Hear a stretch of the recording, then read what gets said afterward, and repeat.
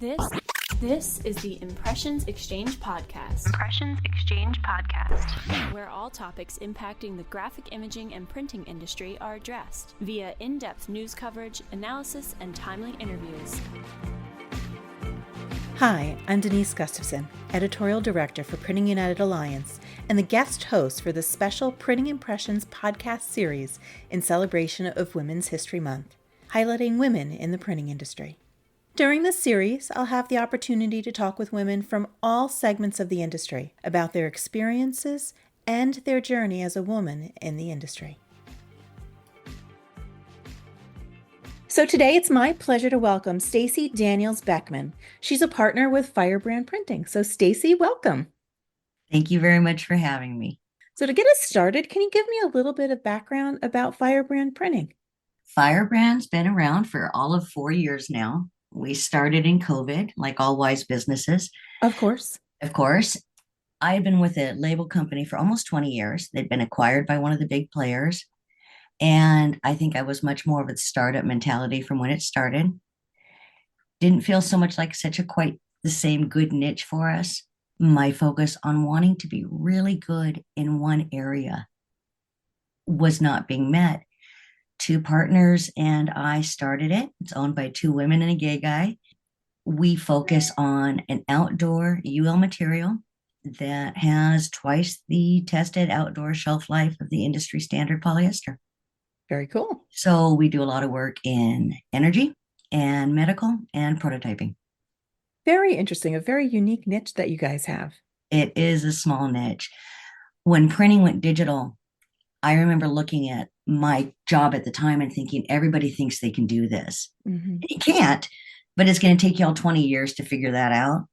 And I remember thinking everything needs a label. I really did think that everything needs a stinking label. It has to be waterproof, has to hold up to what you're putting it underneath. And it's going to take the rest of the world a little bit longer to figure that out with the digital toners, right? Yep. So I was very fortunate. I went in the label industry at a very, very good time in the 2003 when printing was changing a lot, but that one industry was still staying kind of constant. Mm-hmm. And so Firebrand now still stays. All we do is labeling, primarily for things that want to label. It's going to last for 20 plus years. Very, very cool. So yes, I said very, very specific niche as well. So it is a specific niche because everybody and their brother, when you go online, says they can print everything in the world.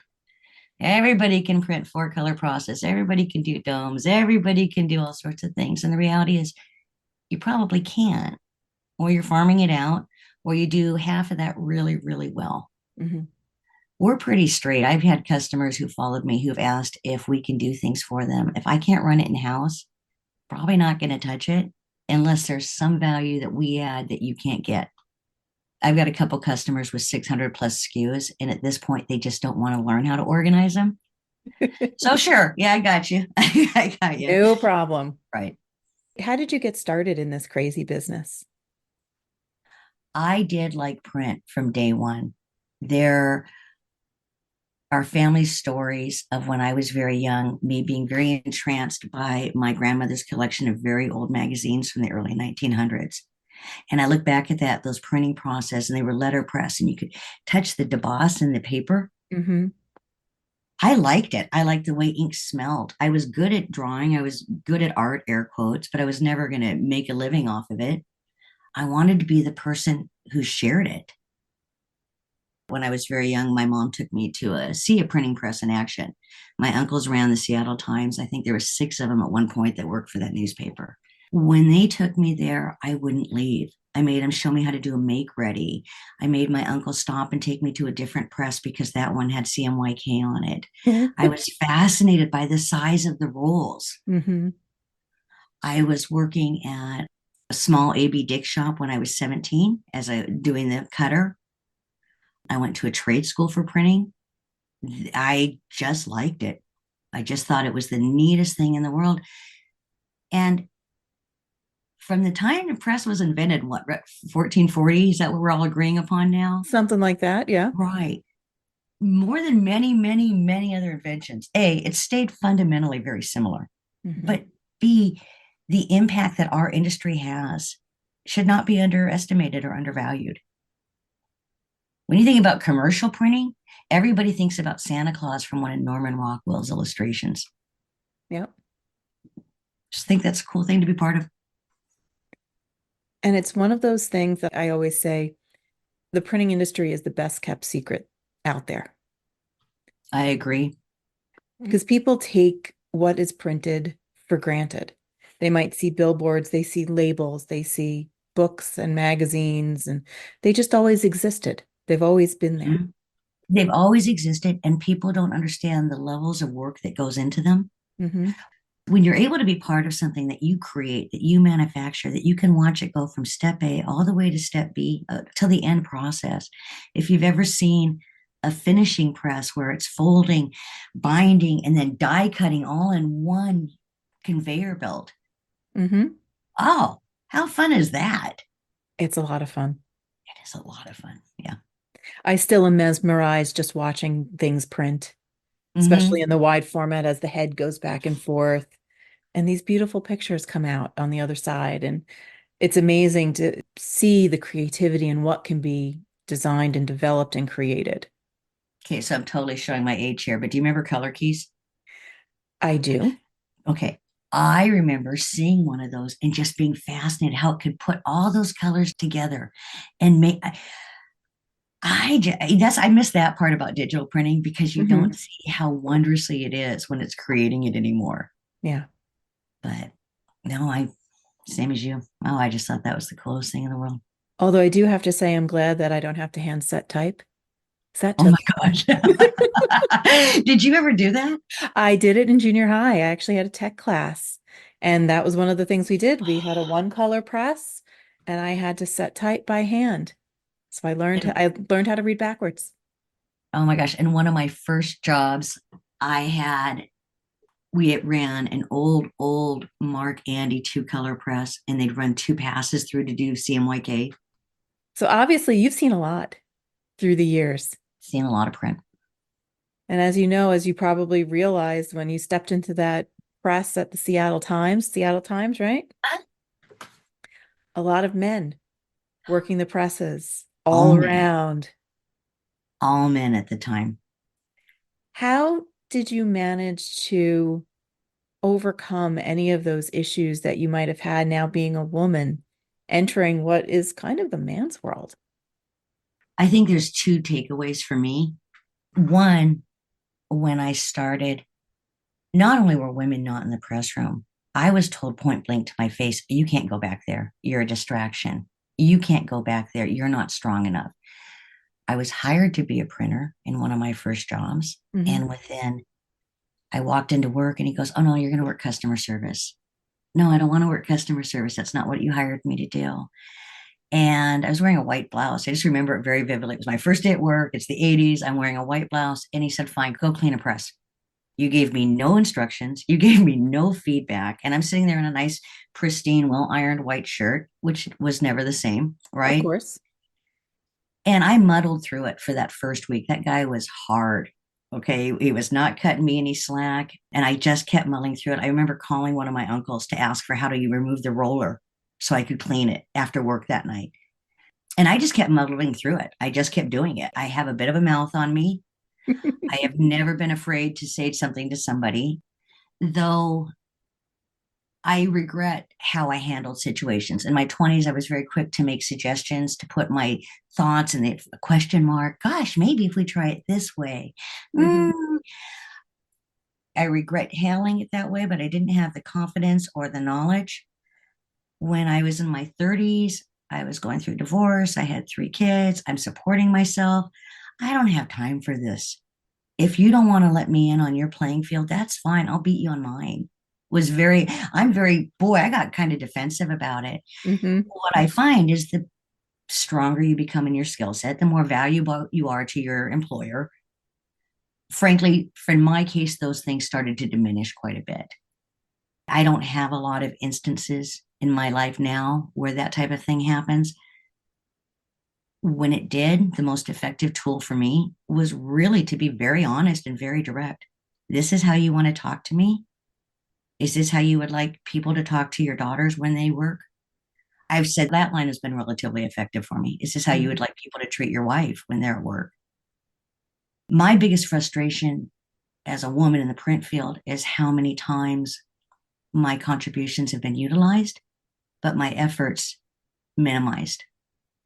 How many times I've been told repeatedly that and part of it is my niche, right? I'm a very good production manager. I'm a good problem solver. I like print. I like figuring out how things work. And so money tends to follow that. But I've been told that I'm not considered for promotion, one, because you're too good in this small niche, but two, because I haven't worked in a lot of print shops where there's been any women in management. Mm-hmm. The first shop I ever worked in that had a woman in upper management was Time Warner, and I'd been printing for 10 years by that point. There was a lovely woman named Anne who ran the entire scheduling department. And she owned that. She owned that entire press room. She was amazing. But I was 31 before I saw a woman in upper management. Now, for you, did not having a woman in your early years in those leadership roles change the way you viewed maybe your path or your career trajectory? Yeah. Yes, it did.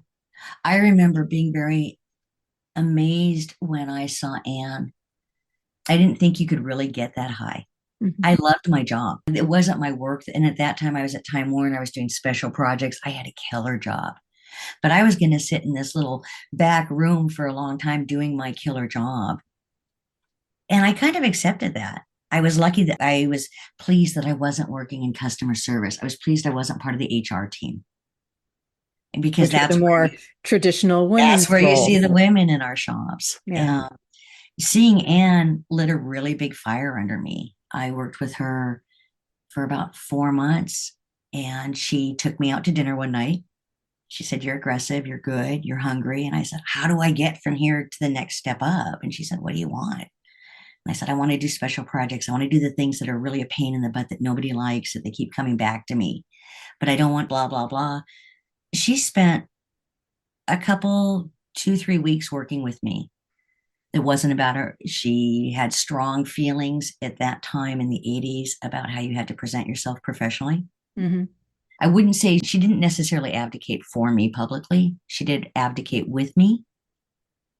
She gave me a lot of tips for presenting where my value was. She gave me a lot of information that helped me learn how to define what my value was to my company. After talking to Anne, I had been given at least enough information and resources to say, wow, I've been handling this size of a book. My error rate's the smallest in the shop. My sales have grown 18% for the last 3 years. Anne was the first manager who took my accomplishments and helped me reword them in a way that would give me the next step up. I had a lot of male bosses that were supportive. I don't want to say that it wasn't them too, but Anne gave me tools that helped me get up a level. That helped you present yourself in a certain way that would be recognized, that couldn't be dismissed either. Yes. Yes, beautifully stated. Because that's, I think in some cases, that's what it ends up being. Like you said, you're doing these great things, but not that you're looking for the credit, but you would like to be acknowledged for the work that you're doing and what you're being put into it and the skills that you have. I always think that getting my job done is more important than having somebody high five me for doing it. Mm-hmm. But I also think that because I work in a male dominated field, that if I keep sticking up my hand going, hey, wait, hey, I said that, at that time, I felt that I got pushed back a little bit on it. I think that I have a very common issue with many direct women where I've had management say, "Oh, you are aggressive." Like, that's a bad word. You're shrill. I love that one, shrill, right? It's easy in meeting situations to go to how the person's presenting as opposed to listening to the message.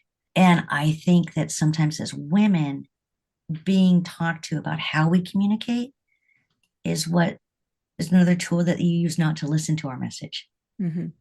It's interesting you mentioned that someone classified you as being aggressive. Mm-hmm. If it was a man, he Oh would have been gosh, no. he would have been a go-getter. He would have been on top of it. He makes things happen. Mm-hmm. It's just so interesting to see how especially early on. It has changed over the years, I Mhm. think, and it has gotten better, but just how that bias worked its way into and those stereotypes worked their way into. If you Mhm. were confident and spoke your mind, you're aggressive, there might be other words that they might use for it Mhm. that are demeaning. Mhm. Oh gosh, yeah.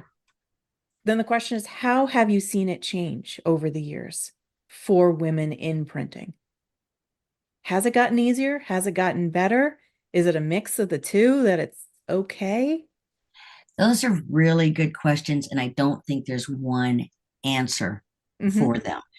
Overwhelming, just like almost every other industry, we are seeing more women. Yes. Okay. Printing, we need more women. It is well documented that all those guys go colorblind far faster than we do. We need ladies in the press room. In terms of more women in the press room, there's more in there because there's more women everywhere, but I still see the bulk of us in the accepted areas: HR, accounting, customer service, sales. Sales, you see a lot more women in, and I think we're frankly in some cases better. I think we're really, really well suited to it. I think we listen.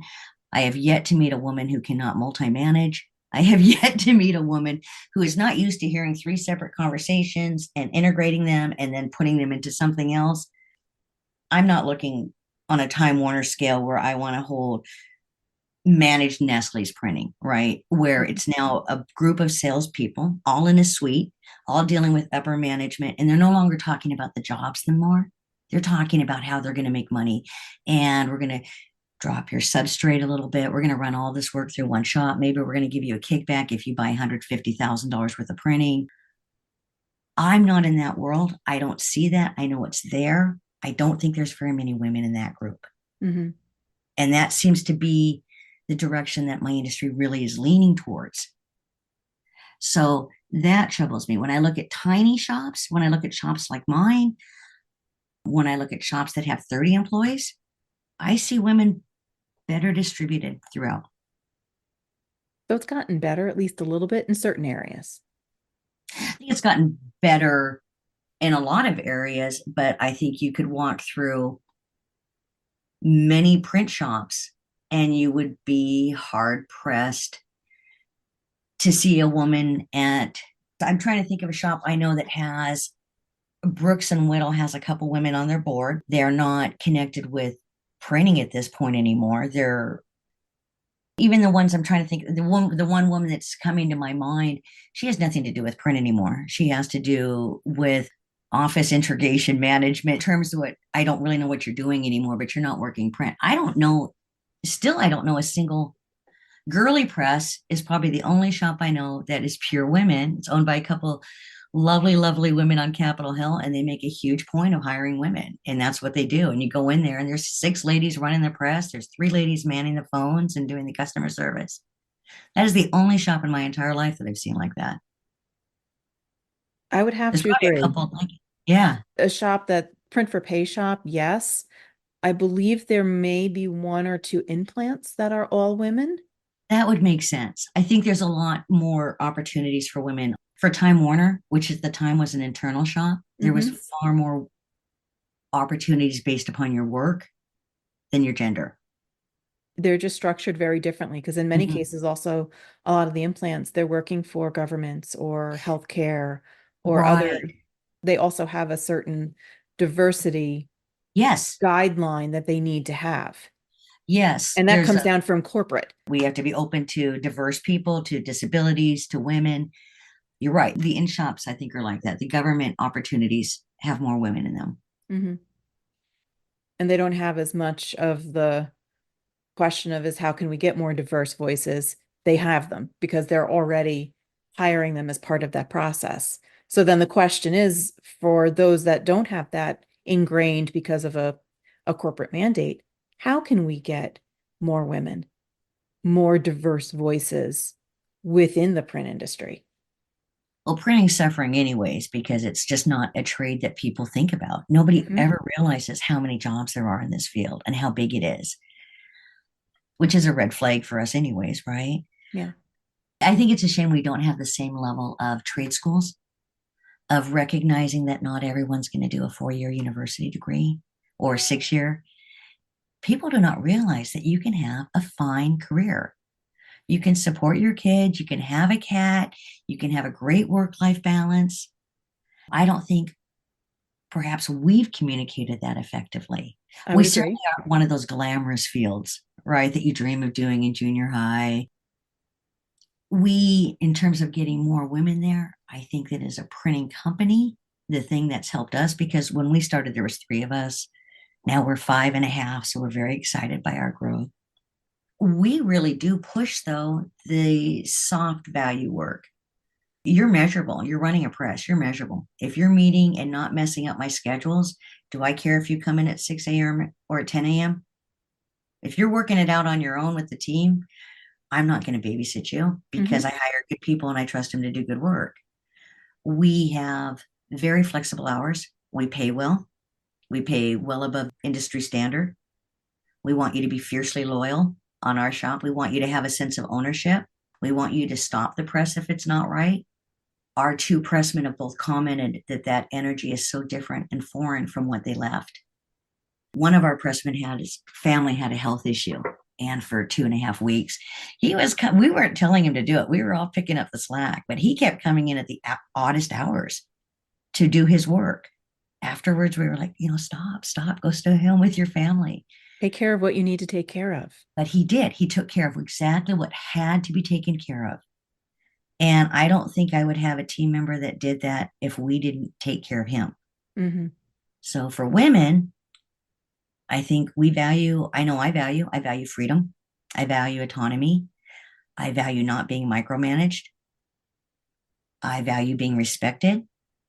Those words are probably in the first two paragraphs every time we put a job posting up. And I think that helps a lot. It does help, but then you need to get those people to come in so that way you can be in front of them to Yes, talk to them.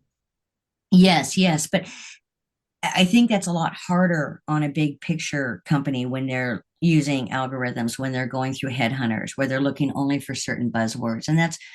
Or my industry doesn't have it so much, but they used to internships. You used to work for 4 weeks for free in printing, and then you get hired on. Hmm. A bigger company doesn't make time and doesn't put an algorithm or a buzzword for somebody who doesn't fit a very, very small niche. It's not about having a seat at the table. It's about knowing where the restaurant is, Yeah, right? very much so. Mm-hmm. So looking ahead, what aspirations do you have for the future of the print industry? What would you love to see it become? Oh, okay. Well, uninformed Stacy with no ability to make any of this happen. Okay, yeah. I think that digital printing has a tremendous amount of potential. I think we're using it. I do not think it is all things to all projects. I do a lot of larger runs. I still run some flexo projects. I think that that whole part of the market has been totally forgotten, and there's a Hmm. lot of value in it. I am saddened by what I guess I'd call it the shrinkflation of our industry. Bigger shops are going down a level in substrates, but we're not being really transparent about that. Bigger shops move a lot of work to what makes sense to them as opposed to the end consumer. We're not honest or transparent about that. I'd like to see more weight and acknowledgement given to some traditional methods of printing that are beautiful. I see a huge market for very niche high end printing. There is a niche for traditional high end foil stamping and embossing. And you can be doing that on a workhorse press that's 45 years old. I wish in a perfect world that we would have fewer large companies and more small businesses. But Hmm. I wish that for society as a whole. We used to live in a world where you could support yourself working in a grocery store and raise a family. And that was only 50 years ago. We live in an industry where people work two part time jobs because they don't have benefits. Yeah. We work a lot in our industry to satisfy shareholders as opposed to our end client. And if I had a magic wand in the print world, that would be the area that I find troubling. You should be doing what takes care of the client. If you do the client first, I think you'll do well. And also with smaller businesses, then you really are doing business with the people. I do business with people. not the company, not the Nah, business. yeah, I know my customers. My cat's named after my favorite customer's son who was born the same day as my cat. That's a true story. My cat's name is Wesley. Hi, Kristen. Hi, Wesley. So, and she, we've been working together for years. She had a baby. She said, I named him Wesley. I was like, oh my God, my cat just had a baby. I'm gonna name mine Wesley too. Why I not? send her, I send her pictures of my silly cat. She sends me pictures of her beautiful little boy. It's a fair trade. I think it is. But I am so grateful. I like my job. I love my job. I like my customers. If you call and you talk to me and you really in a bind, I probably can fix it instantly. When I worked for a larger company with a bigger chain of command, by the time the salesperson, who at this point is only selling, they have no really input, feedback, interest in what your job ran. I love that part. That's the part I love the most. The money or the sales, they follow the fact that I love this process so much. As an industry, we've kind of lost the people who appreciated the process. Hmm. They're still around, but they They don't are. make, Yeah. but they don't make as much noise as they used to. No, and we're getting bought up at alarming rates. Hmm. So, We both see the same news headlines with yeah. different M&As and Every single week in your magazine, every single month, so and so's acquired so and so. But we never go back to that company after it's been acquired 3 years later and say, are you still really floating? Are you just a sham site? hmm. Your business being funneled to the bigger guy?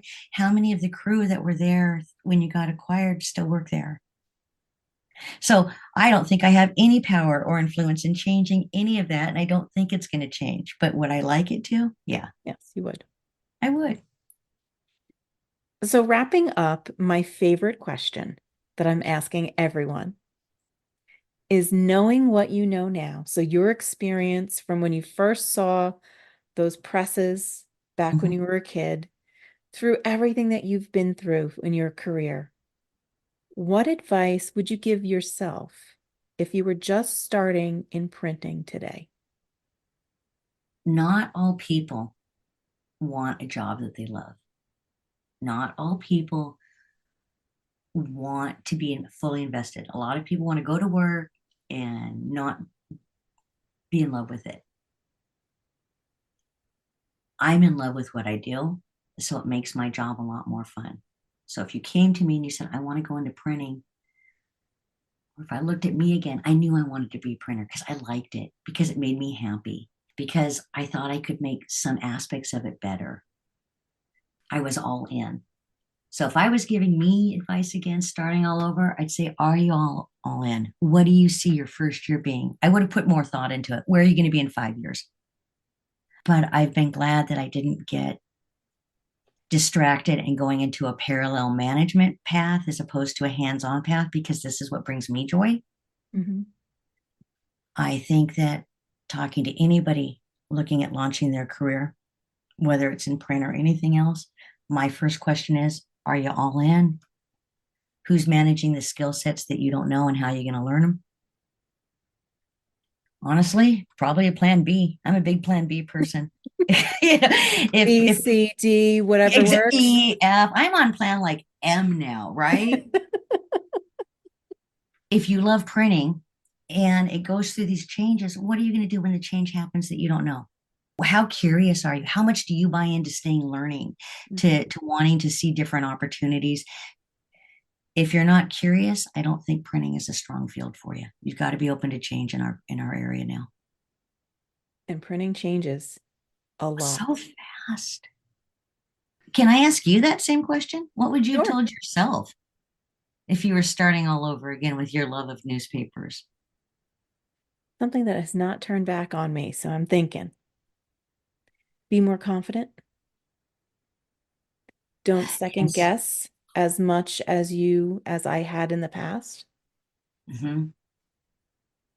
Be willing to take a stand where it matters, Yes.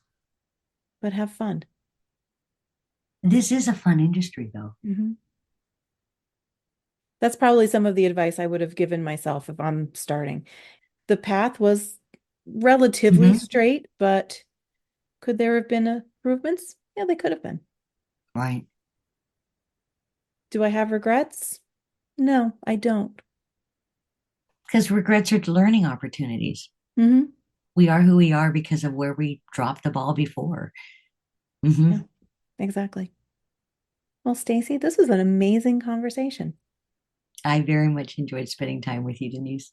So thank you again for the time this afternoon. I do appreciate it. Hopefully, we'll be able to have another chat in another time. Take care. Thank you.